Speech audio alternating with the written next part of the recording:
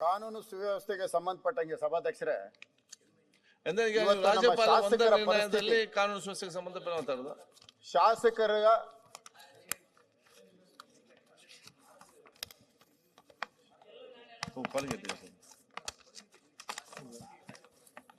ನಿಮಿಷ ಈಗ ಸ್ವಲ್ಪ ಕೇಳಿಸ್ಕೊಂಡ್ರೆ ಆಯ್ತು ಇದು ನೋಡಿ, ಕಾನೂನು ಸುವ್ಯವಸ್ಥೆಗೆ ಸಂಬಂಧಪಟ್ಟಂಗೆ ರಾಜ್ಯಪಾಲರ ಭಾಷಣದ ಮೇಲೆ ಮಾತಾಡ್ತೀನಿ. ಇಲ್ಲಿ ಆಗ್ತಾ ಇರೋಂಥದ್ದು ಇವತ್ತು ಶಾಸಕರಿಗೆ ಯಾವ ರೀತಿ ನಡ್ಕೊಳ್ತಾ ಇದ್ದಾರೆ ಅನ್ನೋದಕ್ಕೆ ಕೆಲವು ಉದಾಹರಣೆಗಳು ಕೊಡ್ತೇನೆ. ಮೊನ್ನೆ ಒಂದು ಫ್ಲೆಕ್ಸ್ ಗಲಾಟೆಯಲ್ಲಿ ಒಂದು ಸಾವಾಯ್ತು ಬಳ್ಳಾರಿನಲ್ಲಿ. ಆ ಫ್ಲೆಕ್ಸ್ ಅನ್ನೋದ್ರನ್ನ ಇವತ್ತು ಈ ಫ್ಲೆಕ್ಸ್ಗಳಿಂದ ಏನೇನ್ ಆಗ್ತಾ ಇದೆ ಆಯ್ತು ಹೇಳಿದ್ರಲ್ಲ, ಮತ್ತೆ ಯಾಕೆ ಈಗ ನಾನು ಏನ್ ಮಾತಾಡ್ಲಿ? ನೀವೇನ್ ನಾನು ಏನ್ ಮಾತಾಡ್ಲಿ? ಅಲ್ಲ ಸರ್, ಒಂದ್ ನಿಮಿಷ ಸಭಾಧ್ಯಕ್ಷ. ಅಶೋಕಣ್ಣನು ಹೇಳಿದ್ರು, ಅದನ್ನೇ ಹೇಳ್ತಾ ಇರೋದು. ಅದನ್ನೇ ನೀವು ಮತ್ತೆ ಅಲ್ಲಪ್ಪ, ನಾನು ಹೇಳ್ತಾ ಇರೋದು ಅದೇನೆ.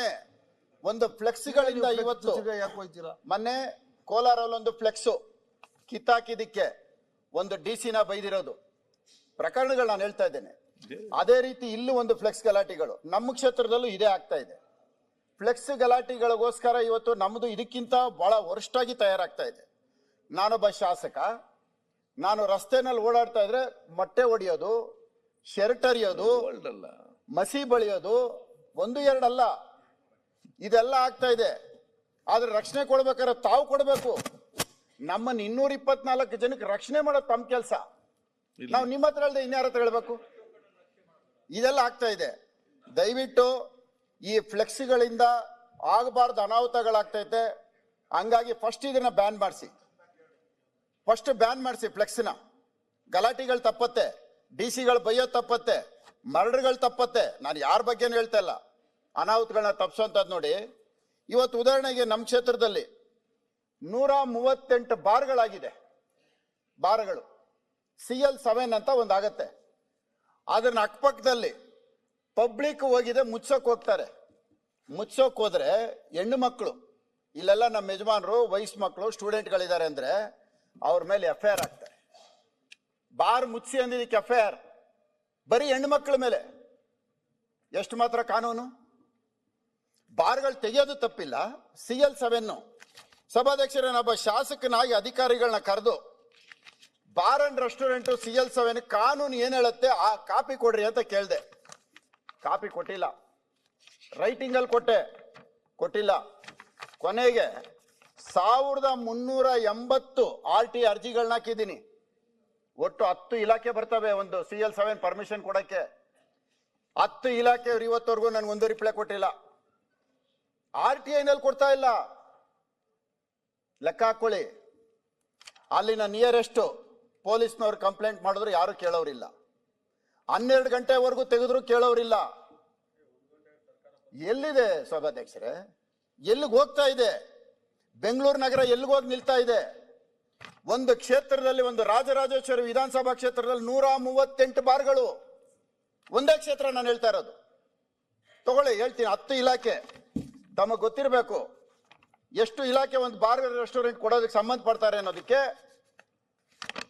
ಅಬಕಾರಿ ಇಲಾಖೆ, ಆರೋಗ್ಯಾಧಿಕಾರಿಗಳ ಇಲಾಖೆ ಟ್ರೇಡ್ ಲೈಸೆನ್ಸು, GBI ವಿಭಾಗದ ಡಿವಿಷನ್ ಅವ್ರು ಕೊಡಬೇಕು, ಟೌನ್ ಪ್ಲಾನಿಂಗ್ ಅವ್ರು ಕೊಡಬೇಕು, ಬೆಸ್ಕಾಂ ಅವ್ರು ಕೊಡಬೇಕು, BWSSB ಅವ್ರು ಕೊಡಬೇಕು, ರೆವಿನ್ಯೂ ಡಿಪಾರ್ಟ್ಮೆಂಟ್ ಕೊಡಬೇಕು, ಫೈರ್ ಡಿಪಾರ್ಟ್ಮೆಂಟ್ ಕೊಡಬೇಕು, ಸಬ್ ರಿಜಿಸ್ಟರ್ ಕೊಡಬೇಕು.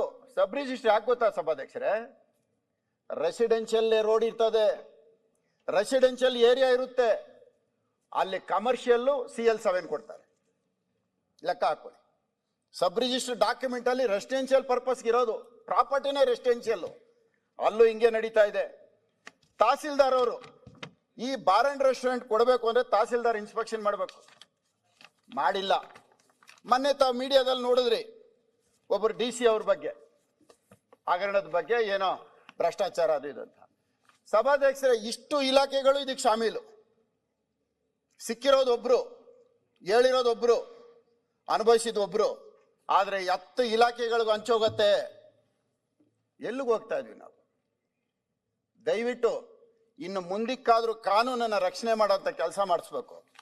ಸಭಾಧ್ಯಕ್ಷರೇ, ನಾನೊಬ್ಬ ಶಾಸಕನಾಗಿ ನನಗೆ ಗನ್ ಮ್ಯಾನ್ ಬೇಕು ಅಂತ ಎಲ್ಲಿವರೆಗೂ ಹೋಗ್ಬೇಕು ನಾನು? ತಮ್ಮವರೆಗೂ ಬರಬೇಕು, ಗೃಹ ಮಂತ್ರಿಗಳ ಹತ್ರಕ್ಕೆ ಹೋಗ್ಬೇಕು, ಮುಖ್ಯಮಂತ್ರಿಗಳಿಗೆ ಮನವಿ ಕೊಡಬೇಕು. ಮುಖ್ಯಮಂತ್ರಿಗಳಿಗೆ ಮನವಿ ಕೊಟ್ಟರು ನನಗೆ ಗನ್ ಮ್ಯಾನ್ ಕೊಟ್ಟಿಲ್ಲ, ಗೃಹ ಮಂತ್ರಿಗಳಿಗೆ ಕೊಟ್ಟರು ಕೊಟ್ಟಿಲ್ಲ. ಕೊನೆಗೆ ಸುಪ್ರೀಂ ಕೋರ್ಟ್ಗೆ ಹೋಗಿದ್ದೀನಿ. ಸುಪ್ರೀಂ ಕೋರ್ಟ್ಗೆ ಹೋಗಿ ನಾನು ಆದೇಶ ಕೇಳಿದ್ದೀನಿ. ನನಗೆ ಪ್ರಾಣ ಭಯ ಇದೆ. ರಾಜರಾಜೇಶ್ವರಿ ವಿಧಾನಸಭಾ ಕ್ಷೇತ್ರದಲ್ಲಿ ನಾನು ಯಾವುದೇ ಸಮಯದಲ್ಲಿ ನನಗೇನು ಬೇಕಾದ್ರೆ ಆಗ್ಬೋದು, ಆದರೂ ಕೊಟ್ಟಿಲ್ಲ. ಏನೋ ಮುಖ್ಯಮಂತ್ರಿಗಳು ಅವ್ರು ಚೆನ್ನಾಗಿರ್ಲಿ, ಮೊನ್ನೆ ಯಾವುದೋ ಒಂದು ಕಾರ್ಯಕ್ರಮಕ್ಕೆ ಬಂದಿದ್ರು. ಬಂದಂಥ ಸಂದರ್ಭದಲ್ಲಿ ನಾನು ಅವ್ರಿಗೆ ಮನವಿ ಮಾಡಿದೆ, ಅಣ್ಣ ನಿಮ್ಮ ಜೊತೆ ನಾನು ಒಂದು 5 ವರ್ಷ ಕೆಲಸ ಮಾಡಿದ್ದೇನೆ, ಇಂಥ ನನ್ನ ಪರಿಸ್ಥಿತಿಗೆ ಗನ್ಮ್ಯಾನ್ ಕೊಟ್ಟಿಲ್ಲ ಅಂತ ಕೇಳಿದೆ. ಕೊಟ್ಟಿಲ್ವ ಅಂತ ಪಕ್ಕದಲ್ಲಿ ಎನ್ಕ್ವೈರಿ ಮಾಡಿದಾಗ ಕೊಟ್ಟಿಲ್ಲ ಅಂತ ಹೇಳಿದ್ರು. ಮಾರನೇ ದಿನನೇ ನನಗೆ ಗನ್ಮ್ಯಾನ್ ಕೊಟ್ಟಿದ್ದಾರೆ. ಅದಕ್ಕೆ ನಾನು ಮುಖ್ಯಮಂತ್ರಿಗಳ ಕೈ ಮುಗಿದು ಕೇಳ್ಕೊಂತೀನಿ, ನನಗೆ ಸಹಾಯ ಮಾಡಿದ್ದಾರೆ, ಅವ್ರ ಬಗ್ಗೆ ನಾನೇನು ಮಾತಾಡಲ್ಲ. ಆದರೆ ಅಲ್ಲಿ ಬಂದು ಉಪಮುಖ್ಯಮಂತ್ರಿಗಳು ಹೇಳ್ತಾರೆ ಸೋತೋಗಿರೋರೇ ಇಲ್ಲಿ MLA ಅಂತಾರೆ. ಏನ್ ಮಾಡ್ಬೇಕು ಸಭಾಧ್ಯಕ್ಷರೇ? ನಾನು ಯಾರಿಗೆ ಹೇಳ್ಬೇಕು? ಸೋತೋಗಿರೋರು MLA ಅಂತ ಹೇಳ್ಬೇಕು ಅಂದ್ರೆ ಅಧಿಕಾರಿಗಳು ಹೋಗಿ ರಿಪೋರ್ಟ್ ಮಾಡ್ತಾರೆ, ಸೋತೋಗಿರೋರು ಬರೀತಾರೆ, ಕೂಡಲೇ ವರ್ಗಾವಣೆ ಮಾಡಿ, ಕೂಡಲೇ ಆದೇಶ ನೀಡಿ, ಕೂಡಲೇ ರದ್ದುಪಡಿಸಿ. ಅಂದ್ರೆ ಜನಪ್ರತಿನಿಧಿ, ಜನಗಳ ಆಯ್ಕೆ ಮಾಡಿರೋರ ಪರಿಸ್ಥಿತಿ ಹಿಂಗಾದ್ರೆ ಏನಾಗುತ್ತೆ? ಯಾಕೆ ಹಿಂಗ್ ನಡ್ಕೋಬೇಕು? ದೇವರು ಹಣೆಯಲ್ಲಿ ಯಾರಿಗೇನು ಬರ್ತಿರ್ತಾನೋ ಅದಾಗತ್ತೆ. ಇಲ್ಲಿ ಯಾರು ಬಯಸಿದ್ದೆಲ್ಲ ಬರಲ್ಲ, ಬರ್ದಿರ್ತಾನೆ ಯಾವಾಗ ಏನೇನು ಆಗಬೇಕು ಅಂತ. ಅರ್ಥ ಮಾಡಿಕೊಂಡು ಒಂದು 4 ಜನಕ್ಕೆ ಸಹಾಯ ಮಾಡೋಂಥ ಮನೋಭಾವ ಬೆಳೆಸ್ಕೊಂಡ್ಲಿ. ತೊಂದರೆ ಮಾಡಿ ಒಬ್ರಿಗೆ ಹಿಂಸೆ ಕೊಟ್ಟು ಆ ಹಿಂಸೆನಲ್ಲಿ ಆನಂದ ಪಡುವಂಥದ್ದು ಆಗಬಾರ್ದು. ಇವತ್ತು ನನ್ನ ಕ್ಷೇತ್ರದಲ್ಲಿ ಕೆಲ್ಸಗಳಾಗ್ತಾ ಇಲ್ಲ ಸಭಾಧ್ಯಕ್ಷರೇ, ಕೆಲ್ಸಗಳಾಗ್ತಾ ಇಲ್ಲ. ಕೇಳಿದ್ರೆ ಅಧಿಕಾರಿಗಳು ಹೇಳ್ತಾರೆ ನಾವೇನ್ ಮಾಡೋದು, ನಿಮ್ಮ ಕ್ಷೇತ್ರ ಸೆನ್ಸಿಟಿವ್ ಕಾನ್ಸ್ಟಿಟ್ಯೂನ್ಸಿ. ಎಲೆಕ್ಷನ್ ಅಲ್ಲಿ ಯಾವುದೋ ಕೆಲವು ಏರಿಯಾಗಳನ್ನ ಸೆನ್ಸಿಟಿವ್ ಅಂತ ಕೇಳಿರ್ತೀವಿ, ಕೆಲವು ಏರಿಯಾ ಸೆನ್ಸಿಟಿವ್ ಬೂತ್ ಅಂತ ಕೇಳಿರ್ತೀವಿ. ಆದ್ರೆ ಅಧಿಕಾರಿಗಳು ಹೇಳ್ತಾರೆ ನಿಮ್ಮ ರಾಜರಾಜೇಶ್ವರಿ ಅಸೆಂಬ್ಲಿ ಕಾನ್ಸ್ಟಿಟ್ಯೂನ್ಸಿ ಬಹಳ ಸೆನ್ಸಿಟಿವ್ ಕಾನ್ಸ್ಟಿಟ್ಯೂನ್ಸಿ. ಸಭಾಧ್ಯಕ್ಷ, ನಮ್ಮ ಕಾನ್ಸ್ಟಿಟ್ಯೂನ್ಸಿಯಲ್ಲಿ ಒಟ್ಟು ಇಲ್ಲಿವರೆಗೂ ಎಷ್ಟು ಜನ ಪೊಲೀಸ್ ಆಫೀಸರ್ ಸಸ್ಪೆಂಡ್ ಆಗಿರ್ಬೋದು ಹೇಳಿ ನೋಡೋಣ? ಸಸ್ಪೆಂಡ್ ಆಗ್ತಾನೆ ಅವ್ರೆ. ಒಂದು ಚೇರ್ ಖಾಲಿ ಇದೆ, ಯಾರು ಬರ್ತಾ ಇಲ್ಲ. ಯಾಕೆ ಬರ್ತಾ ಇಲ್ಲ? ಕೆಲಸ ಮಾಡೋಕೆ ಎದುರ್ಕೊಂಡು ಬರ್ತಾ ಇಲ್ಲ. ಅಲ್ಲಿ ಬಂದ್ರೆ MLA ಮೇಲೆ ಕೇಸ್ ಹಾಕ್ತೀಯಾ? MLA ಮೇಲೆ ರೇಪ್ ಕೇಸ್ ಹಾಕ್ತೀಯಾ? ನಿನಗೆ ಪೋಸ್ಟಿಂಗ್ ಕೊಡ್ತೀವಿ. ಯಾರು ಬರ್ತಾ ಇಲ್ಲ. ಏನ್ ಮಾಡ್ಲಿ? ಇಸ್ಪಿಟ್ ಕ್ಲಬ್ಗಳು ಕೇಳೋರ್ ಗತಿ ಇಲ್ಲ, ಬಾರ್ಗಳು ಕೇಳೋರ್ ಗತಿ ಇಲ್ಲ, ಪಬ್ಗಳು ಕೇಳೋರ್ ಗತಿ ಇಲ್ಲ. ಎಲ್ಲಿಗೆ ಹೋಗಿ ನಿಲ್ತಾ ಐತೆ ಸಭಾಧ್ಯಕ್ಷರೇ? ದಯವಿಟ್ಟು ತಾವು ಬಹಳ ಪ್ರಾಮಾಣಿಕವಾಗಿ ಎಲ್ರಿಗೂ ಮಾತಾಡೋಕೆ ಅವಕಾಶ ಕೊಡ್ತಾ ಇದ್ದೀರಾ. ಈ ನನ್ನ ಕಷ್ಟನ ಅರ್ಥಕೊಂಡು ಈಗಲೂ ನಾನು ಹೇಳ್ತಾ ಇದ್ದೀನಿ, ಒಂದು ಒಳ್ಳೆ ಮುಖ್ಯಮಂತ್ರಿ ಒಂದು ಶಾಸಕನಿಗೆ ರಕ್ಷಣೆ ಕೊಟ್ಟಿದ್ದಾರೆ.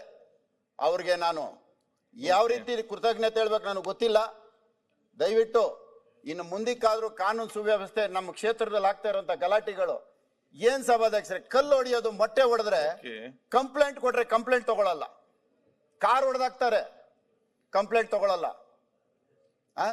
ಈ ತರ ನಾವು ಒಂದು MLA ಹಿಂಸೆ ಕೊಡೋದು ಮಾಡ್ಬೋದಾ? ಈ ತರ ಒಂದು ಇತಿಮಿತಿ ಬೇಡವಾ ಅದಕ್ಕೂ? ದಯವಿಟ್ಟು ನನ್ನ ಕ್ಷೇತ್ರದಲ್ಲಿ ಆಗ್ತಾ ಇರೋ ಅನ್ಯಾಯಕ್ಕೆ ತಾವು ರಕ್ಷಣೆಗೆ ಬರಬೇಕು ಅಂತ ನಿಮ್ಮಲ್ಲಿ ಕೈ ಮುಗಿದು ಕೇಳ್ಕೊಂತೀನಿ. ಹಂಗೆ ಮುಖ್ಯಮಂತ್ರಿಗಳು ಇವಾಗ ಇದ್ದಿದ್ರೆ ಅವ್ರು ಕೈ ಮುಗಿದು ಕೇಳ್ಕೊಂತ ಇದ್ದೆ, ರಕ್ಷಣೆ ಕೊಡಿ ನನಗೆ. ನ್ಯೂಸ್ ಫಸ್ಟ್, ನಿರ್ಭೀತಿಯಿಂದ ನಿಮ್ಮ ಪರವಾಗಿ.